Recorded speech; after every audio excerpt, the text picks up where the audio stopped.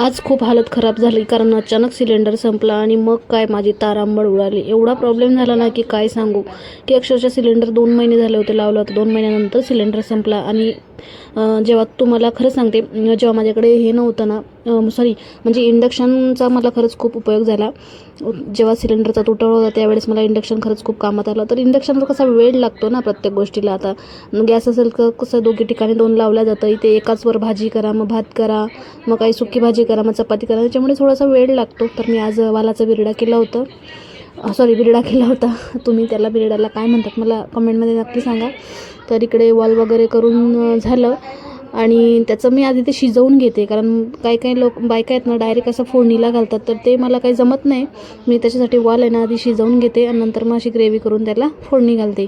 आणि वाल वगैरे सगळं हे झालं आणि भात वगैरे झालेला होता माझा. आता संध्याकाळी 7 वाजले की हे कसं लवकर येतात ना घरी, आणि मग संध्याकाळी 8 वाजेपर्यंत आम्ही जेवून घेतो, कारण मला पण ॲसिडिटीचा त्रास होतो लेट जेवलं की, त्याच्यामुळे मला लवकर जेवावं लागतं. तर चपातीचं रात्रीचं पीठ होतं फ्रीजमध्ये, वाटीमध्ये 4-5 चपात्या होतील एवढंच होतं. मग मला माझ्यासाठी 2 भाकरी करायच्या होत्या आणि सासऱ्यांसाठी पण करायचं होतं, कारण त्यांना आता हल्ली खूप म्हणजे हे होतं, त्यांना सगळंच करावं लागतं. कधी चपाती पाहिजे, कधी भाकरी पाहिजे. मग म्हटलं जरा त्यांच्यासाठी 2 भाकऱ्या करून घेते, म्हणजे ते पण खातील मी पण खाईल असं.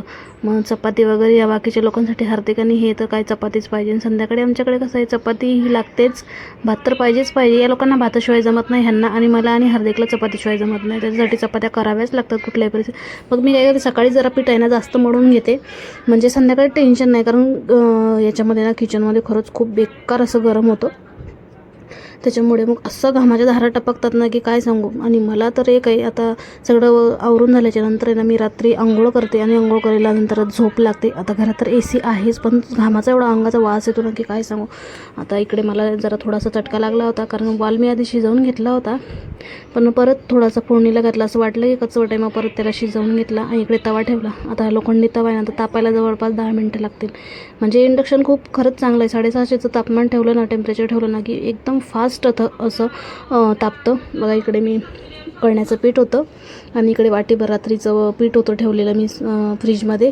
त्याच्यात आता 2-3 चपात्या करून घेते आणि भाकऱ्या करून घेते. 2 कळण्याची भाकरी होती ॲक्च्युली. आई माझी गावावरून आली होती, ती डिसेंबरमध्ये, तेव्हा पीठ होतं, तेव्हाचं पीठ अजून होतं, ते खराबसुद्धा झालं नाही. आणि आता माझ्याकडे कसं आहे, पोळपाट वगैरे नाही येतं, म्हणून मी ना चॉपर पॅडवरच भाकरी वगैरे करते, चपाती वगैरे करते. मला ते खूप इझिली वाटतं आणि आहे वस्तू, भांडी आहेत, पण मी ठेवून दिलेली आहेत. काय करायचं एवढं सगळं इनमेन 2 घरामध्ये 2 ते 3 लोक कशाला पाहिजे तेवढी भांडी. त्याच्यामुळे मग मी घासायचा पण त्रास नको, सगळी ठेवून दिलेली आहेत. तर होतं याच्यावर चॉपर पॅडवर पण व्यवस्थित होतं. आत्ता आपल्याला काय लाटायला एक काहीतरी पाहिजेच म्हटल्यावर याच्यावर पण होतंच की, म्हणून मग मी याच्यावरच केलं आणि 4-5 ते 5 चपात्या करून घेतल्या.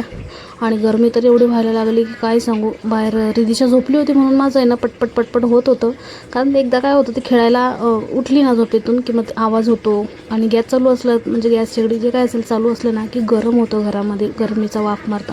आणि दिवसभर कसं आम्ही AC वगैरे नाही लावत, रात्रीचीच लावतो, कारण बिल पण मग खूप 2000-2300 असं बिल येतं. पण मग झोप मेन असते ना रात्रीची, म्हणून रात्रीचा आम्ही ACच लावतो.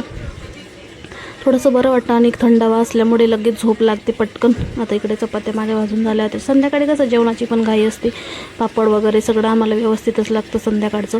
म्हणजे डाळ, भात, भाजी, सुकी चपाती, पापड, लोणचं, कांदा, हे सगळे पदार्थ ताटामध्ये असायलाच पाहिजे, नाहीतर मग सगळं ऐकवलं जातं. कारण सकाळी कसं भाजी चपातीच असते, सकाळी थोडासा कामाचा टायमिंग असतो. आणि सकाळचं कसं एक टायमाचं भाजी चपातीच करते मी, कारण संध्याकाळचं सगळं ताटामध्ये 56 भोग लागतात, त्याच्यामुळे मग सकाळचं जास्त नाही बनवत, भाजी चपातीच असते. मुलं पण तेच खातात. आता सुट्टी असल्यामुळे कारण नाही आहे ना काय, थोडंसं काही बाहेरचं ऑर्डर केल्या जातात. हार्दिकला पण सारखी बाहेरची खायची सवय आहे ना, मग सारखं बाहेरचं मागवतो. त्याच्यामुळे मग काय होतं, मी बाहेरचं आणू देत नाही, मग घरातच त्याला करून देते.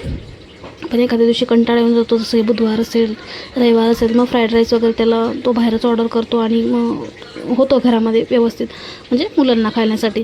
मग इकडे बघा 2 भाकरी टाकून घेते मी, कळण्याच्या भाकरी. तर ठेचा बिचा काही केलं नाही, कारण ऑलरेडी गरमीचे दिवस, एवढं तिखट खाऊन कोण ते जीवातला त्रास करून घेणार, सगळी आग होणार. त्यासाठी मग मी फक्त वाल्याचं हे केला, बिरडा बनवला, भात बनवला, 2 भाकरी आणि 4 ते 5 चपात्या झाल्या फक्त.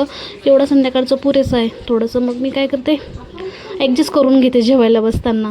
आता 5 चपात्या झाल्या आणि 2 भाकरी झाल्या, हे पुरणार नाही मला माहिती आहे. मग मी जेवायला आता बसणार नाही, त्यांना जेवायला घालेन सगळ्यांना आणि मी थांबेन, कारण मला माहिती आहे की चपात्याने भाकरी पुरणार नाही. पण मग तो करायचं कंटाळा येतो, तर एवढं गरम होतं. मग त्यांना समजतं की हां सोबत का नाही जेवायला बसले, तर मला म्हणतात की सोबत जेवायला बसत नाही. म्हणजे त्यांना समजतं की हां भाकरी कमी पडेल, भाकरी चपाती कमी पडणार म्हणून ही जेवायला बसली नाही. मग म्हणतात जेव, काय नाही होत, आपण ॲडजस्ट करूया.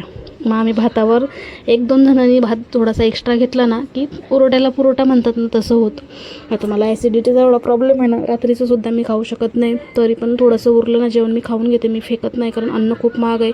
बाहेर रस्त्यावर फुटपाथवर इकडे तिकडे जे लोक राहतात ना, त्यांना ते सुद्धा भेटत नाही. ही गोष्ट लक्षात ठेवून आहे ना मी फेकत नाही. मग इकडे थोडासा आल्याचा तुकडा खाल्ला मी चावून बारीक, आणि त्याच्यावर पाणी प्यायलं. बरं वाटलं जरा. थोडंसं जडजड होते, पण ठीक आहे. इकडे भाकरी पण मस्त झाली होती. आता एवढी दमली होती ना मी, कारण जवळपास 1.5 तास लागला मला इंडक्शनवर बनवायला. पण पटपट होतं, भाकरी वगैरे मस्त अशा फुगतात. आणि सगळं बनवून झालं आणि यांचीच वाट बघत होती मी. आता संध्याकाळी दिवाबत्तीची पण वेळ झाली होती. पण गरमीच्यामुळे ना जीव नकोसा होता. असं वाटतं काय किचनमध्ये AC बनवून घ्यावा की काय, पण नाही करू तर शकत ते आपण, असं आहे. तर रिदिशा झोपली होती आणि आता तिने मला आवाज दिला, उठली ती. तर आता तिला चाय, पाणी, दूध, बिस्किट काय असेल ते. आणि आमच्या बाबांचं एक आहे, 4:30 पावणे 5 झाले की त्यांना लगेच चाय पण पाहिजे. कधी 3:30लाच बोलतात चहा बनव. म्हणजे आता चहाची वेळ कशी संध्याकाळची 5:30 पावणे 6ची असते, त्यांना 3:30लाच चहा लागतो. आता नाही म्हणू शकत नाही, त्यांना बनवूनच द्यावं लागतं. खूप वैताग आला आहे सध्या तरी. आणि सिलेंडर संपल्यामुळे मग अजून असा प्रॉब्लेम होतो की आता ते KYC पण संपलेली माझी, ते पण मला अजून सिलेंडरच्या ऑफिसमध्ये जायचं आहे. तो एक वैताग आहे, खूप असा वैताग आला आहे मला. तर आता इकडे तिकडे जाऊनच या पोरीला सोबत घेऊन मिरवावं लागतं. आता त्यांना म्हटलं तुम्ही कामाला जातात तिकडच्या तिकडे तुम्हीच जा ना, मी कशाला जाऊ. आता बघू संध्याकाळी आल्यानंतर काय होतं आहे ते. परत मग इकडेच राहिलेली भांडी होती ते सुद्धा मी घासून घेते. किचन वगैरे मी सगळं क्लीन करून घेते जेवण बनवल्यानंतर, कारण परत किचनमध्ये जाण्याची माझी इच्छाच होत नाही. खूप असं गरम होतं किचनमध्ये, त्याच्यामुळे मी जातच नाही. मग आता भांडी वगैरे माझी उरकून घेतली, किचन वगैरे क्लीन करून घेतलं. आता संध्याकाळी फक्त वाजायची वाट बघते. 8 वाजले की जेवायला बसणार.